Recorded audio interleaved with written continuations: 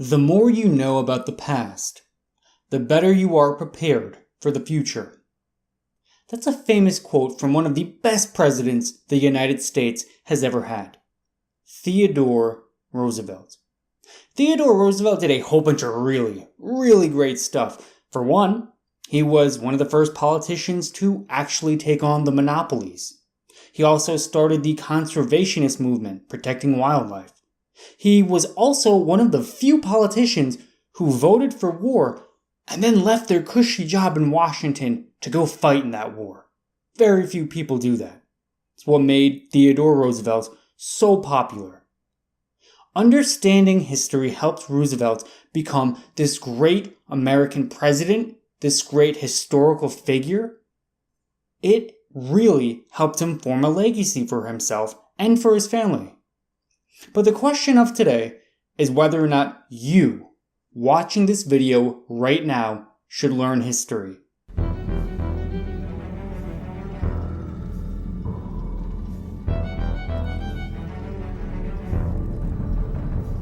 Finding meaning in our dark history. Hey guys, ErickAlden here. I just wanted to let you know, whether you're listening to this podcast or watching on the YouTube channel, there will be a bunch more historical content just like this video coming up in the future. So be sure to subscribe and follow, and there will be more great content just like this in the future. Stay tuned. I hope you guys enjoy the rest of the episode. So first things first, we really have to start with defining what exactly history even is. And history is really just the study of past events, but I would narrow it down even more, because you can really waste a lot of time studying historical facts and revolutions and different kinds of stuff and really not learn anything. There is a lot of history, a lot of human events that you can study. It might not really make any big difference in your life if you don't do it right. So I would say it's studying the causes and the effects of major historical events. Now, whether that's something that's like a major political thing, like maybe you're studying the causes of the French Revolution, you might come away with some like really valuable knowledge from something like that. Like studying every little bit of, bureaucracy that led up to it, probably not going to help you all that much. But if you look at what motivated the French people to revolt against their government, what was it that the government was doing in the first place that pissed the people off enough to actually want to revolt? Those are questions that are worth asking and answering. And if you study history, you can definitely do that. Because I know a lot of us are stuck in this public school version of history where we just kind of memorize a few dates, a couple of figures, like maybe when the Civil War started or when America claimed its independence. Doesn't really do you a whole lot of good in the real world. It doesn't make a difference if it was in 1776 or 1865 or whatever the number is. It doesn't change anything. And sitting around memorizing a bunch of numbers, all it does is really, one, turn a lot of people off from history, and two, waste everyone's time and tax dollars. Studying history, you should go in with a goal, with some kind of purpose. And that's what I go in studying history for. Like, I'm looking for principles. I'm looking for causes and effects, human nature, psychology. These are all things that you can definitely find in history. If you're looking for them, you can definitely find principles. And principles are things that just don't change. So there are certain things about human nature. There are principles. People behave in a certain way in certain environments. Given enough power, people pretty much go crazy.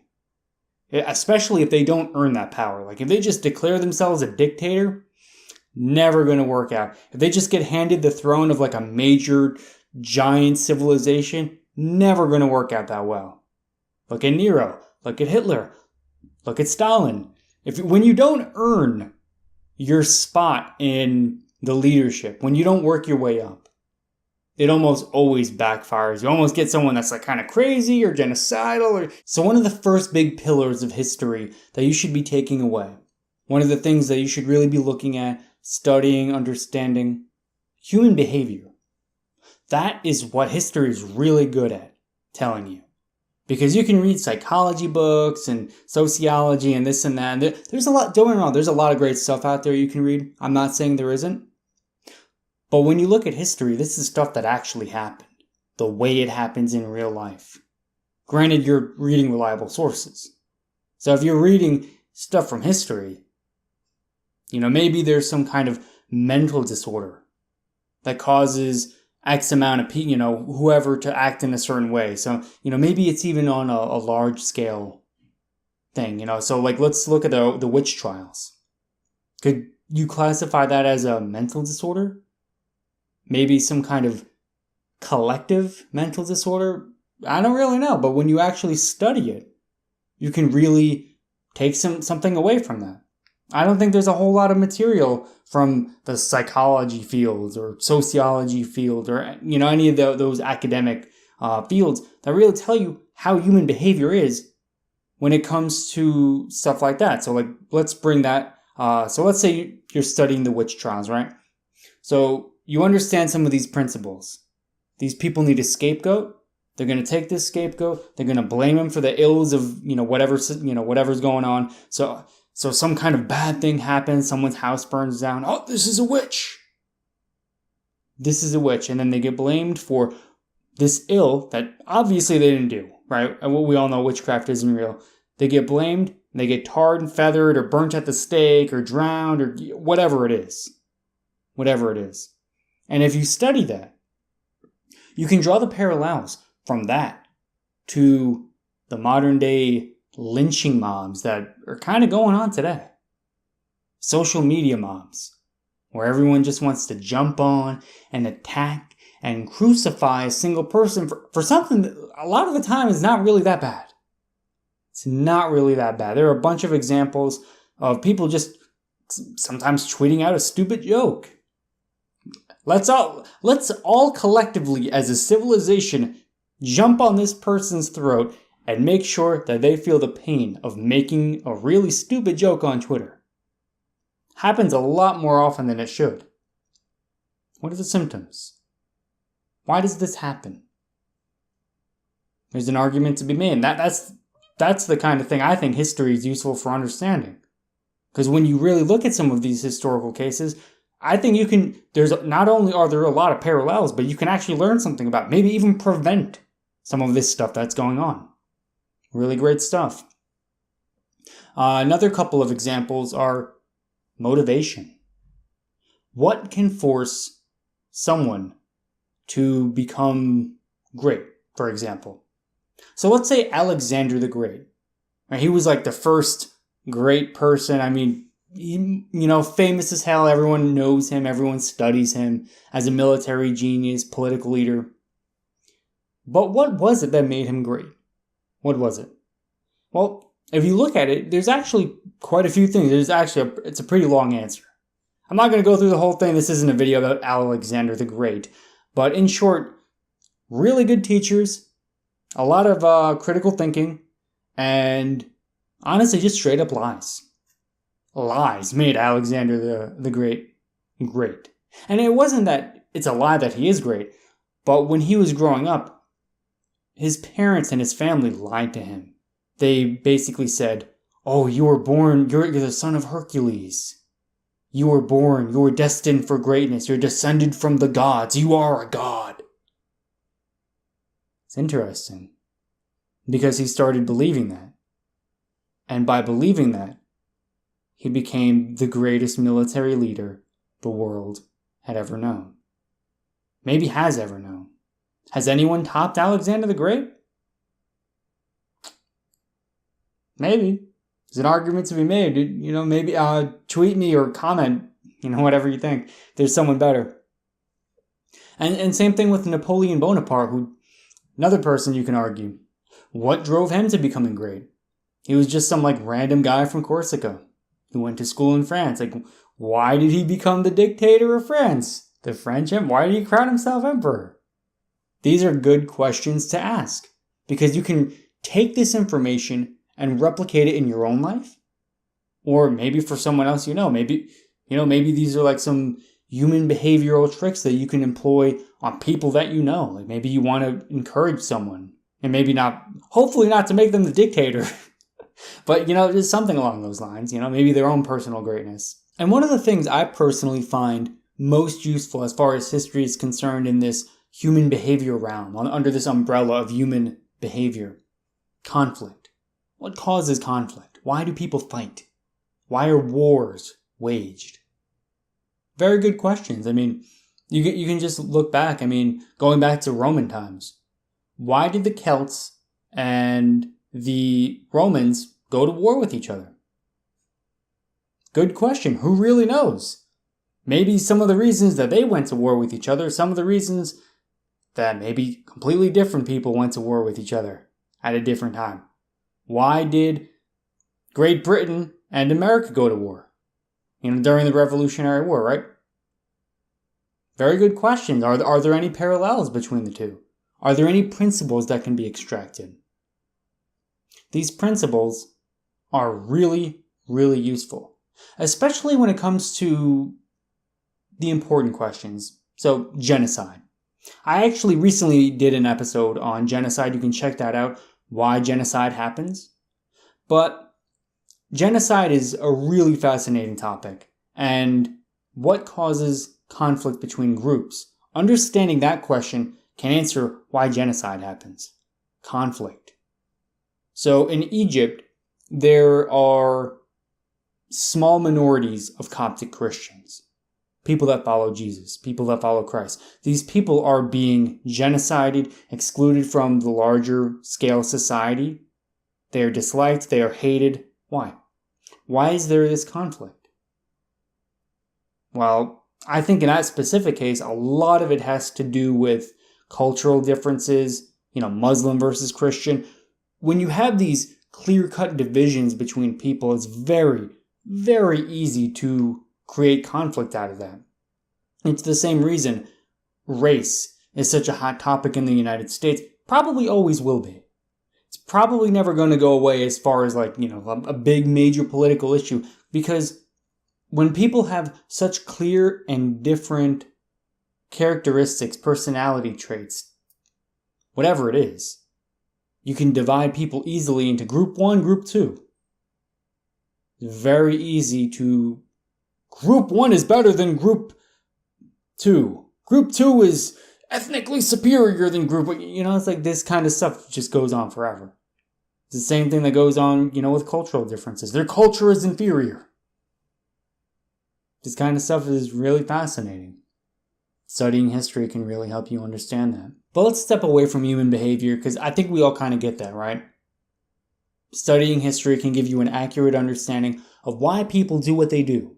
What motivates them, what drives them, what makes people hate, what makes people love. What will people die for? We all get this. You're smart enough, you get that. But something I don't think a lot of people realize when it comes to studying history is precedent. How you should expect things to happen. Because when something is done in a certain scenario, a precedent is set. So for an example we all get, George Washington taking 2 terms as President of the United States. He set a precedent. And really tied it in with this great myth of someone who doesn't want to clutch to power, who doesn't want to hold on to power forever, indefinitely, but someone who steps up to the plate when he's needed, comes to power, serves benevolently, selflessly, does the job right, does it well to the best of his ability, and then after the 2 terms, goes away. That's the way the president was supposed to be. Now you get FDR coming to power. He wanted 4 terms. He was like, president, screw that, man. I'm president for life. Really didn't work out that well for him in the moment. Of course, we remember him as the president that stopped Hitler and was president during World War II and this and that. But really, he was heavily criticized during his time, but just wanted to stay in power. Should have followed the precedent. Now, you could argue that he knew, I'm sure he knew that the precedent was to stay president for 2 terms and then just kind of slowly fade out, just not run again. I'm sure he knew that, but his ego was just too big to not follow the lessons from history, and at least during his lifetime, he received a fair amount of criticism for that. Another person who had too big of an ego to learn from the lessons of history, Hitler. Hitler invaded Russia during the winter. Not the smartest thing to do. And for someone who studied Napoleon Bonaparte as closely as Hitler did, it is almost unfathomable to believe how you could Napoleon went into Russia during winter. He invaded. He got the greatest military on the planet destroyed by this winter. Because all the people in Russia they just left. They just went farther into Siberia. They didn't care. They didn't want to fight, and they didn't have to because winter killed all of Napoleon's troops. And then Hitler, knowing this, still went along and did it. He still did it. His ego was too big. He didn't want to learn that lesson. But that lesson had to be learned again for him.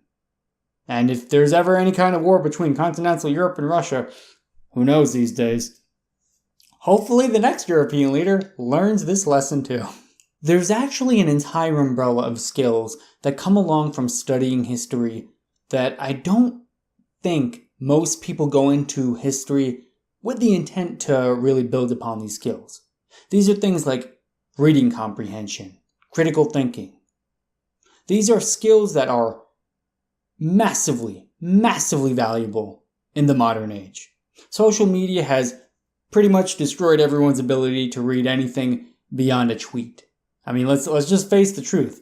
No one can read. This coming generation that are, when they're coming into middle school and high school, they were raised on social media. How they're going to go from that, and sometimes not even social media, sometimes just like YouTube videos and, colorful cartoons. You don't even need words. How they're going to come into this schooling system now and read texts like The Adventures of Huckleberry Finn and, the Iliad and the Odyssey. It is going to be very difficult. Reading comprehension is very important, something everyone should work on. And going off from that, critical thinking. Critical thinking is not only a valuable skill as far as, your career, what you're going to do with your life, but it's also good for just like personal stuff. There are so many instances where you can find a more efficient way to do something just by having like some critical thinking skills. Being able to think for yourself, come to your own conclusions, not have everything spoon-fed to you. And this is actually a skill I think that most of us in America really lack. When no one is taught critical thinking skills. Most people don't even know what it is. The ability to think for yourself. So if you learn nothing from this video, critical thinking means thinking for yourself. You're welcome. I accept PayPal donations and Bitcoin. But anyway, so critical thinking. And then also, I think another really, really undervalued skill in history is actually perspective. Perspective. It's hard to feel sorry for yourself if you know the hardships people suffered historically. So I remember going through a phase where all I did was feel sorry for myself and, oh, poor me, life is so hard and the world is against me. Those feelings, those thoughts are very, very difficult to have when you have a really good understanding of what happened to people in the past. It's so hard to complain about, let's say getting kicked off of a social media site because you made a stupid post. It's really hard to feel sad about something like that when you understand something like the Holodomor, where like 1 million people, or actually not, it was like 8 to 12 million people starved to death in Ukraine. Pretty bad suffering. And those are the people that died, not the people that had family that died or children that died or like your parents died. Really hard to feel sorry for yourself over these first world problems when you understand stuff like that. Our ancestors suffered enormously and massively. And I think studying history really connects you to them in a way that can make you appreciate what we really have. Because if you think about it, we are the wealthiest people in human existence. We have technology. We have transportation. Now, don't get me wrong, you can say, oh, well, these people have more than I do. So what? You have more than people that were like billionaires back in the day. I would much rather be a poor person today than I would be some kind of aristocrat in like 1700s France. Like, there's just no comparison. You have infinitely more today. You have more opportunity. You have more educational development stuff. More free stuff. It's crazy. Or even just, thinking of it like this. Everyone complains about like stuff like taxes. And don't get me wrong, I don't like taxes. No one does. But imagine having to fight a war for a government that you don't like. I mean, just imagine being drafted into fighting under Stalin or Hitler. The big two, right? Could you imagine having to fight in the military for a regime like that? Especially if you really hated them. I mean, could you imagine being someone that was like an anti-communist? You had to fight in the Red Army? That must have sucked. It really puts it into perspective. How paying taxes, boo-hoo!